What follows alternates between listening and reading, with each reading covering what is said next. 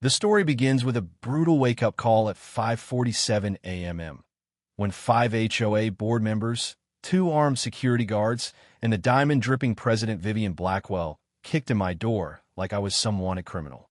They stormed in screaming that I was illegally occupying the lake. My name is Jasper Thornfield.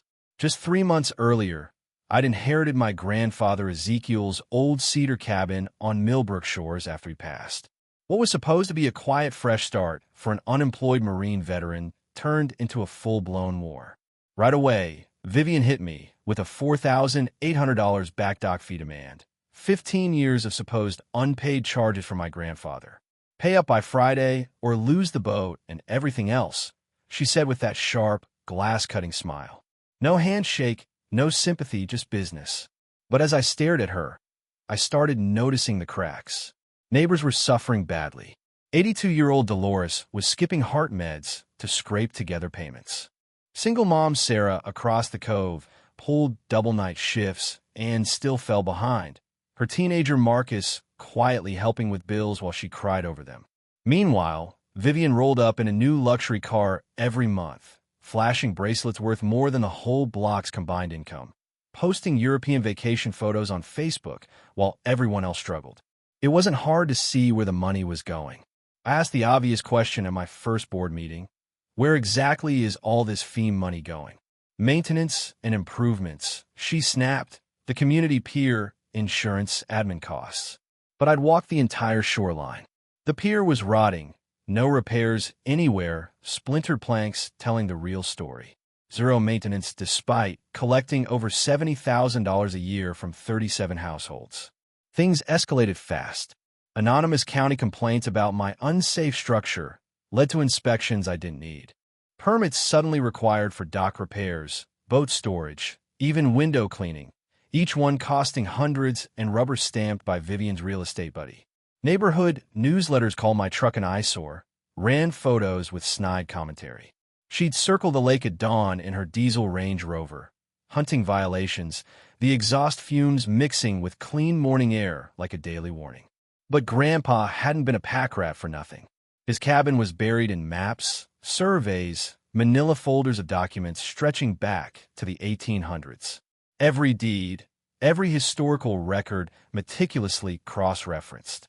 While Vivian flaunted power, I dove into those files. With help from Marcus, the sharp 17-year-old computer whiz who lived with Sarah, and Dolores, who turned out to have been quietly documenting Vivian's abuses for 15 years, the picture emerged. Vivian wasn't just mismanaging. She was running a racket. Fees got raised, families struggled, harassment campaigns followed, then foreclosures, forced sales. She'd buy cheap through shell companies, flip for triple the price. Property records showed 6 houses in the last decade following that exact pattern. Leaked emails tied her to Lakeshore Development Corporation, a luxury resort outfit paying her $50,000 consulting fees per successful acquisition. She was clearing the lakefront for corporate takeover, one vulnerable family at a time. The real bombshell came from a safety deposit box Grandpa had left instructions about. Inside were original deeds, water rights transfers, and an 1892 dam construction agreement with a reversion clause. When the Old Mill Dam stopped generating commercial power in 1978, all riparian rights, water usage, and lake bed ownership reverted in perpetuity to the Thornfield family line. Grandpa had quietly bought additional rights from 3 other original families in 1987. Cash deals, properly recorded but buried. Every dock post, every community structure, every moored boat sat on Thornfield property. Vivian had spent 15 years extorting fees for access to land she had no claim to. The total stolen, over $800,000. She sensed I was closing in and ramped up the pressure. Security guards patrolled at dawn, cameras documenting every move, turning peaceful sunrises into intimidation. Flyers accused me of being unstable, a dangerous veteran stockpiling weapons. My dock got vandalized, cables cut, railings loosened, unsafe structure spray-painted in red. Then arson. 2 of her guards caught on hidden camera pouring accelerant at 3 a.m. The morning of the big HOA meeting, she got a judge, her golf buddy, to issue a restraining order and send sheriffs to escort me off my own property. But the prep paid off. Marcus had everything digitized, viral videos spreading nationwide, Dolores' audio of Vivian talking about better demographics and encouraging elderly departures, financial charts, leaked emails. Media crews showed up. Former residents drove in from across Michigan. When Vivian opened the packed meeting by calling my claims fraudulent, I stood up calmly. Who exactly controls these docks? I asked. Then I held up the 1892 deed. My family has owned the water rights to the entire lake since 1978. The room froze. I continued. For 15 years, every dock fee you've collected has been theft. You've been charging my neighbors for access to my property.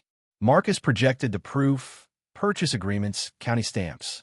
$800,000 stolen. Leaked emails showed the displacement scheme. State investigators stepped forward with cuffs. Fraud, embezzlement, conspiracy. Vivian was led away as the room erupted in applause. 3 months later, everything changed. The burned dock was rebuilt, along with every rotting one around the lake, funded by recovered money. We set up the Millbrook Lake Community Trust. I donated the rights with conservation protections and democratic rules. Real fees dropped to $30 a month for actual maintenance. Dolores could afford her meds. Sarah worked normal hours. We started scholarships in Grandpa's name, healing sessions for veterans on the pier, digital literacy classes for seniors. Vivian pleaded guilty, got 5 years plus restitution.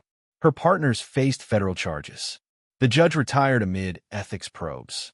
Our story inspired investigations statewide, even new laws for HOA oversight.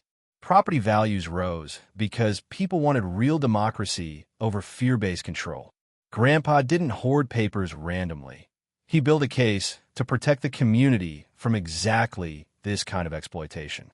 He taught me to read the land, but really he taught me to read power and stand against bullies. The cabin's now an unofficial gathering spot for potlucks and meetings where neighbors actually talk instead of hide. If you've dealt with HOA nonsense, made-up violations, boards acting like kingdoms, no, you're not powerless. Documentation wins over intimidation every time. Share your craziest HOA story in the comments. The best ones fuel the next videos. Subscribe if you believe communities deserve real service, not dictatorships. Bullies thrive when good people stay silent. Don't give them that satisfaction.